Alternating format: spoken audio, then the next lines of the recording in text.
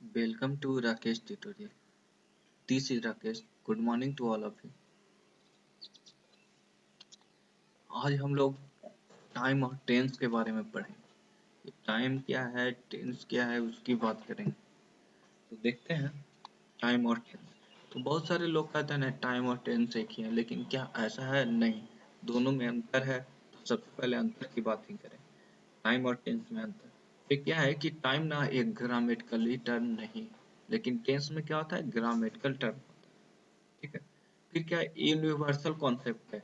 ये जो टाइम है यूनिवर्सल कॉन्सेप्ट है, लेकिन क्या टेंस है यूनिवर्सल कॉन्सेप्ट? नहीं। टाइम में दिन, महीना, वर्ष आदि का बोध होता है, लेकिन टेंस में ये सब का कुछ बोध नहीं होता। ये सब क्या है? एक तरह से ये बताया गया है जो आपका अंतर। आगे देखेंगे आगे देखेंगे टेंस के बारे में देखते हैं। तो कार्य के समय के मुताबिक भर के रूप में जो परिवर्तन आता है उसी को हम टेंस कहते हैं। ठीक है। Tense change the form of the verb to express the time and action. तो कह रहा है कि यही ना टेंस के अनुसार हम टाइम को पता कर लेते हैं। इसका मतलब कार्य के समय के मुताबिक टाइम के अनुसार वर्ब के रूप में परिवर्तन। वर्ब से ही पता चल जाएगा कि किस तरह का टाइम है। प्रेजेंट में टाइम है, पास्ट में टाइम है, उसकी बात करें तो ये तीन तरह के होते हैं। प्रेजेंट होता है मतलब वर्तमान काल। पास्ट पास्ट मतलब आप जान रहे हैं भूतकाल। फ्यूचर मतलब क्या हुआ? भविष्य काल। सबसे पहले आज हम प्रेजेंट टेंस की बात करेंगे। पूरे वीडियो में आज प्रेजेंट टेंस की बात करेंगे। अगले वीडियो में देखेंगे जो क्या होगा, पास्ट टेंस की बात करेंगे। तीन वीडियो इस तरह से आएगा। और फिर एक्सरसाइज भी कुछ डाल दिया जाए ताकि आपको एक्सरसाइज से पूरी तरह से कंफर्म हो सके। तो ये पूरे वीडियो को देखिए।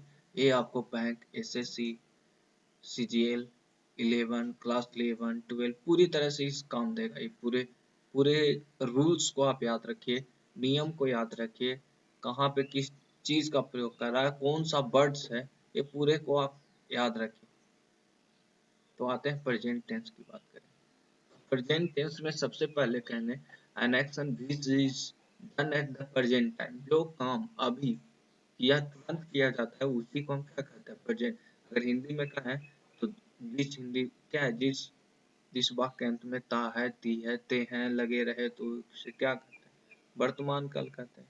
आई रीड ए बुक, लेकिन आपको हिंदी नहीं है, थोड़ा पूरा अब थोड़ा चेंजेस करिए, बहुत पुराने वाली चीज को देख लीजिए। अब आगे देखते हैं। जैसे आई रीड ए बुक, ठीक है, I am reading a book, ये प्रेजेंट टेंस में आ गया। ठीक है।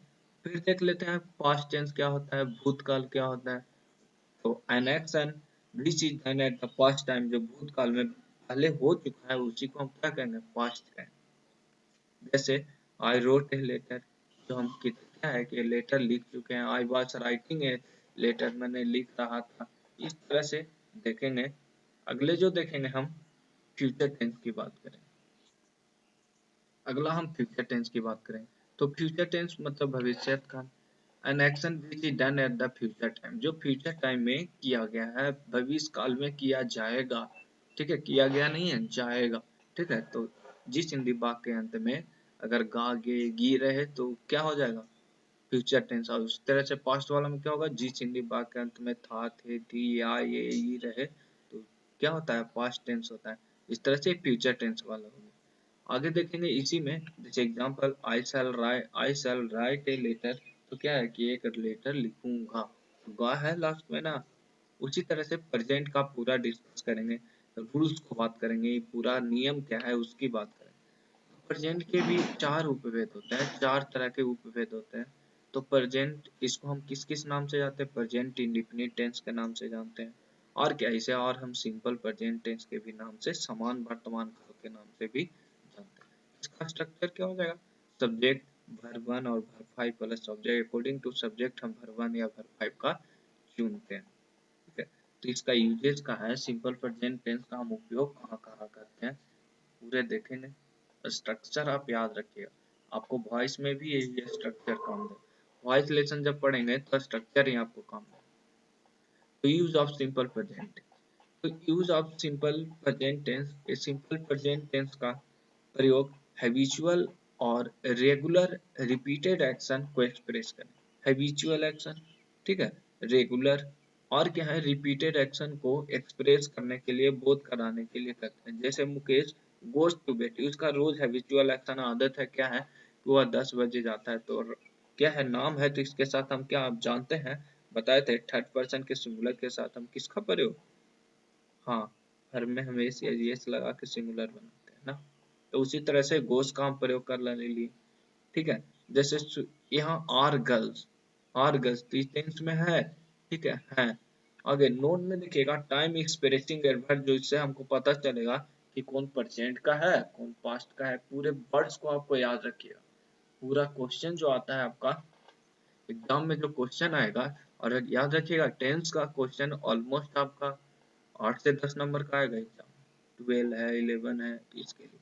तो देखेंगे, तो ये टाइम एक्सप्रेसिंग वर्ड्स हमेशा आपको याद रखना है। तो देखेंगे इस वर्ड्स को आप नोट कर लीजिए, कहीं अच्छी तरह से नोट कर लीजिए ताकि आपको हमेशा ये मिल जाए।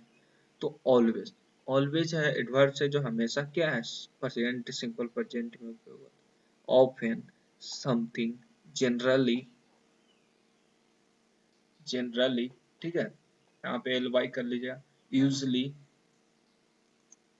जनरली हो गया, यूजली हो गया, occasionally, rarely, seldom, never, hardly, scarcely, ठीक है, habitually, daily, everyday, every morning, every night, every evening, every week, every month, every year, once a week, once a day, once a month, once a day, फिर day, twice a week, twice a month, ऐसे करके और भी।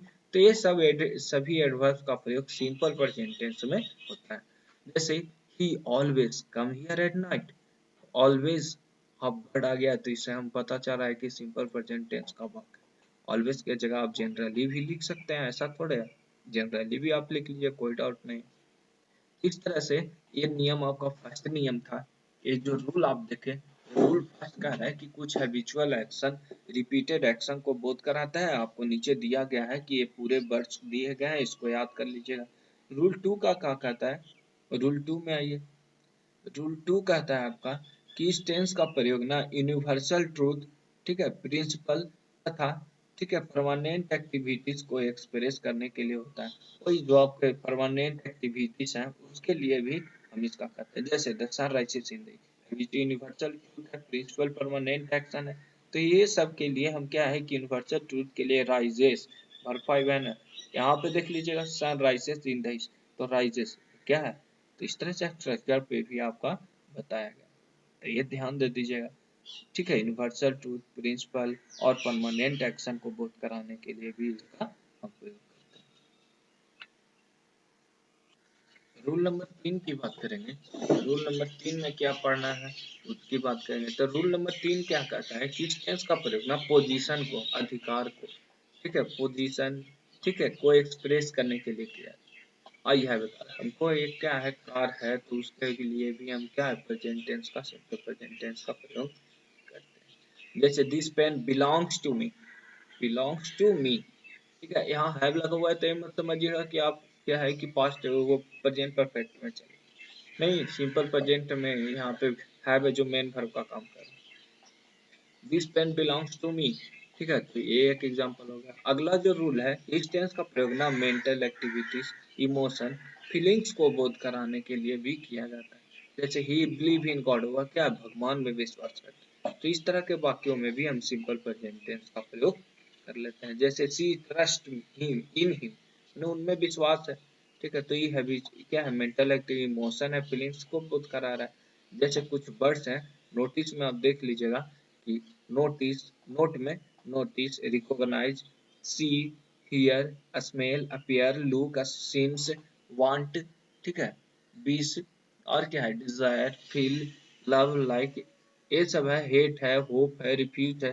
पूरे words को देख लीजिएगा। Suppose, believe, agree, consider, trust, remember, forget, known, understand, imagine, mean, mind, etc, ये सब का प्रयोग ना ये जितने वर्ड्स देखे, जैसे सी, हियर, स्मेल, ये सब जितने वर्ड्स हैं इसके साथ आईएनजी का प्रयोग हम नहीं करते, आईएनजी नहीं लगाते हैं इसका में, इस सब में याद रखिएगा, लिख लीजिए, यहाँ पे लिखा हुआ नहीं है आईएनजी, यहाँ पे आप लिख लीजिए कि आईएनजी का प्रयोग नहीं करते हैं।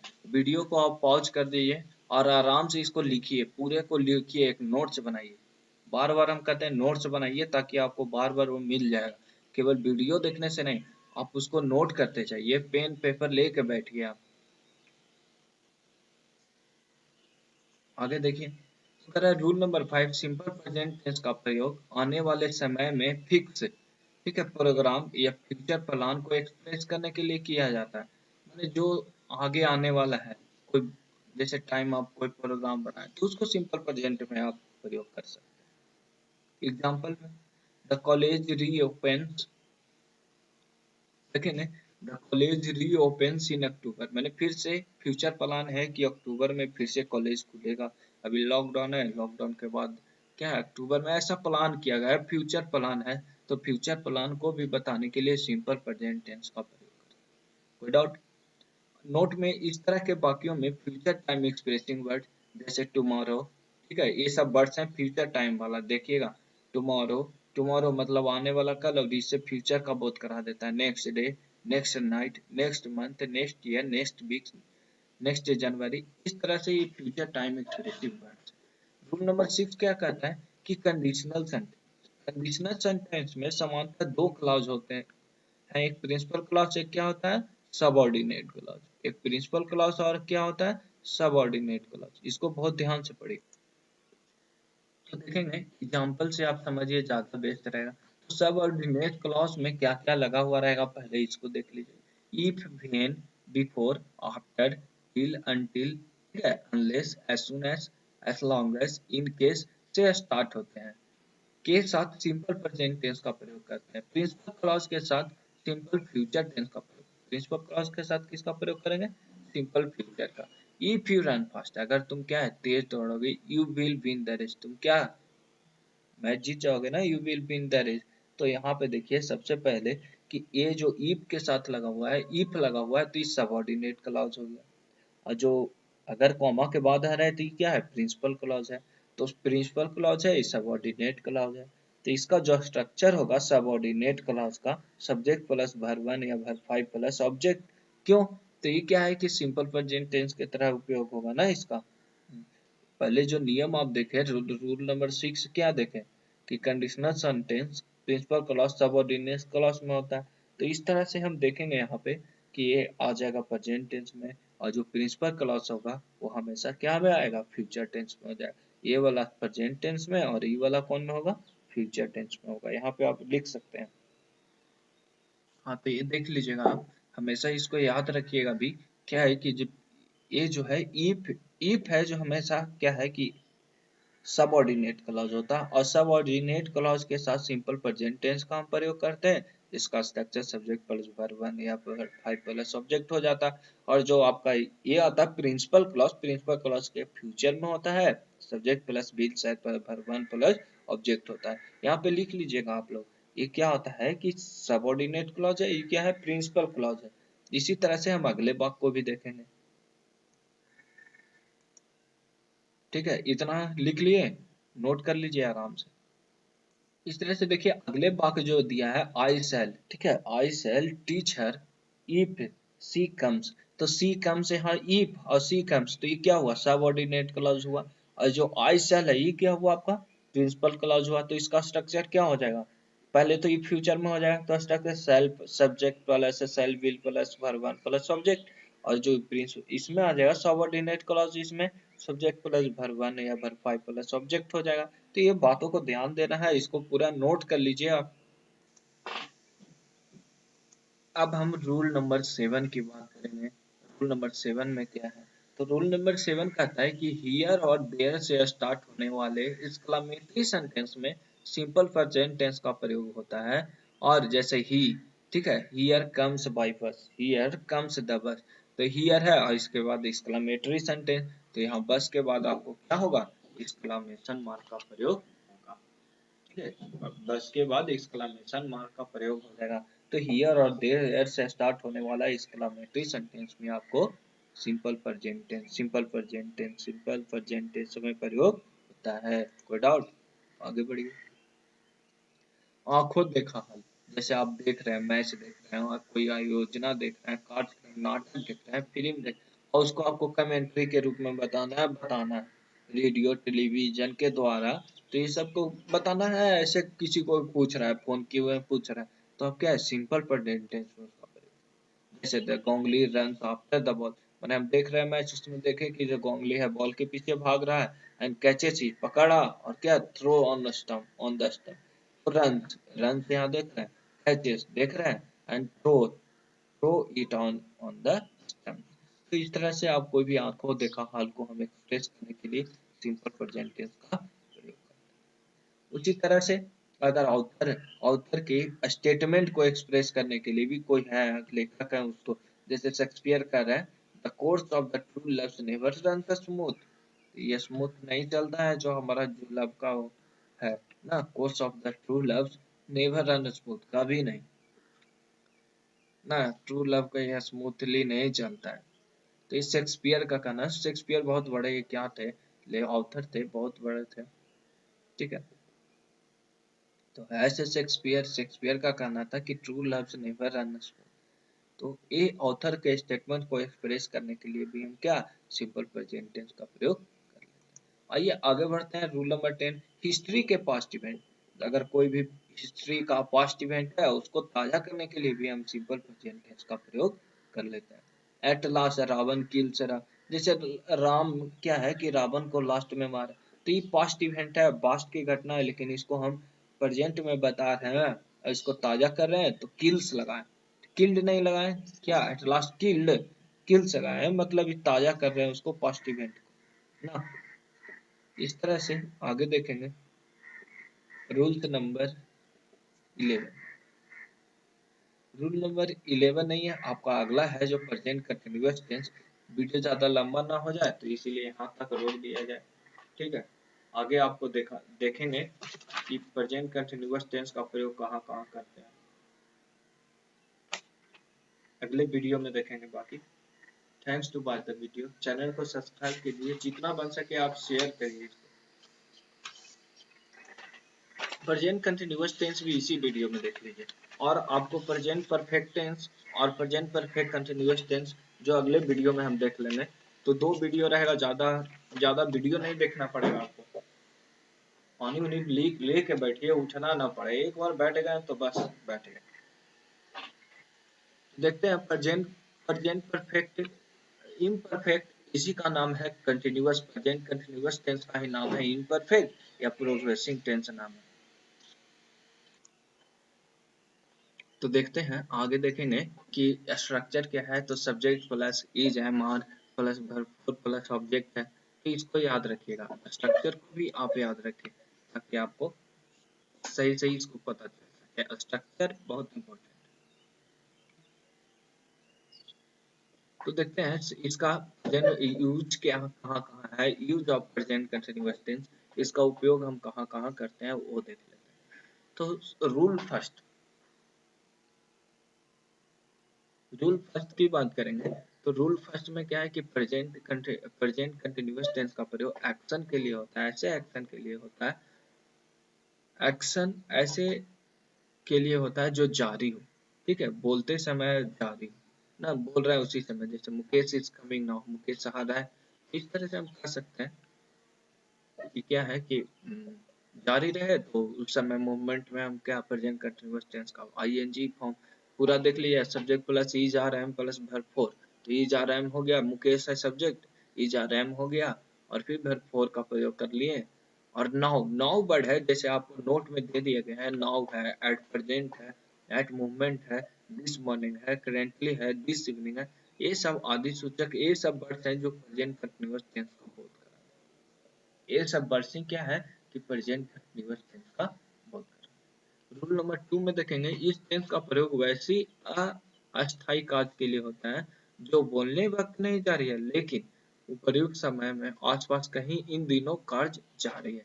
माने I am living in rent house, मतलब कहीं ना अभी हम बोल रहे हैं, शायद कहीं गए हुए हैं, कोई पूछा, बोल रहे हैं, तो क्या है, उस समय रह रहे हैं हाउस में, रेंट हाउस में नहीं, उस समय नहीं है, लेकिन कहीं ना कहीं हम रह रहे हैं, ठीक है। Muskan is studying English this this day, अगर बात है जो मुस्कान है वो इंग्लिश पढ़ रही है आजकल।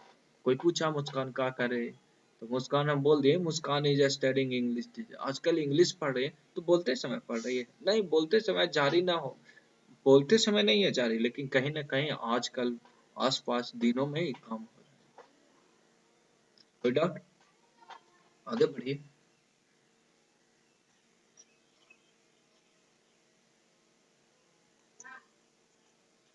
रूल नंबर 3, तो इस टेंस का प्रयोग ना नियरेस्ट फ्यूचर, ठीक है, नियरेस्ट फ्यूचर प्लान को, प्रोग्राम और प्लान को एक्सप्रेस करने, जैसे he is going to Chennai tonight, तो आज मतलब नियरेस्ट, आज के दिन नियरेस्ट कोई फ्यूचर प्लान के लिए तो आप क्या है कि सिंपल प्रेजेंट का प्रयोग कर रहे हैं, लेकिन नियरेस्ट फ्यूचर प्लान के लिए आप इसका कंटिन्यूअस का प्रयोग कर लिए, जैसे she is singing in this evening, आज के शाम में क्या गा रही है लता इज सिंगिंग, तो इस तरह से आप कर सकते हैं। इस तरह के बाद में फ्यूचर टाइम एक्सप्रेसिंग वर्ड, जैसे वहां पे बताया गया था एडवर्ब्स ऑफ टाइम क्या क्या है, तो टू नाइट है, टुमारो है, next day, next evening, next movement, week, ये सब आ जाता है। नेक्स्ट नेक्स्ट 5 o'clock भी हो सकता है, ठीक है। रूल अगला जो आपका फोर्थ रूल है, इस टेंस का प्रयोग ना इंटेंशन और लाइकलीहुड को बोध कराना, इस तरह के जो प्रयोग हैं कहाँ इंटेंशन और लाइकलीहुड को एक्सप्रेस करने के लिए किया जाता है। तो इंटेंशन क्या है, लाइकलीहुड क्या है, इसकी बात कर लेंगे।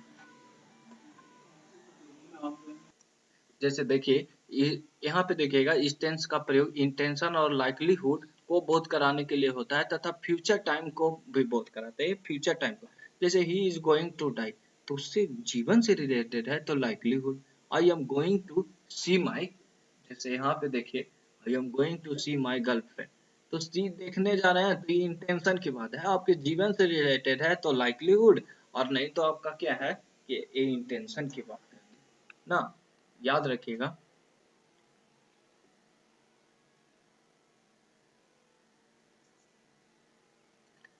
रूल नंबर 5, कुछ ऐसे वर्ब जिनका प्रयोग ना प्रेजेंट कंटिन्यूअस में नहीं होता है, जैसे कंटिन्यूअस में अभी बताए थे सबका आईएनजी के फॉर्म नहीं होते हैं, जैसे सी है, हियर है, स्मेल है, नोटिस है, लव है, रिकॉग्नाइज है, ठीक है, टेस्ट है, appear, sing, look, love, hate, desire, like, ये सब वर्ड्स जितने भी आपको दिख रहे हैं वो पूरे स्क्रीन पे आप एक बार लिख लीजिए इसको, और ये सब के साथ आईएनजी का हम प्रयोग नहीं करते, ये सब जितने वर्ड्स हैं इसके साथ आईएनजी का प्रयोग नहीं करते, आप स्क्रीनशॉट लगा लीजिए या फिर इसको नोट कर लीजिए।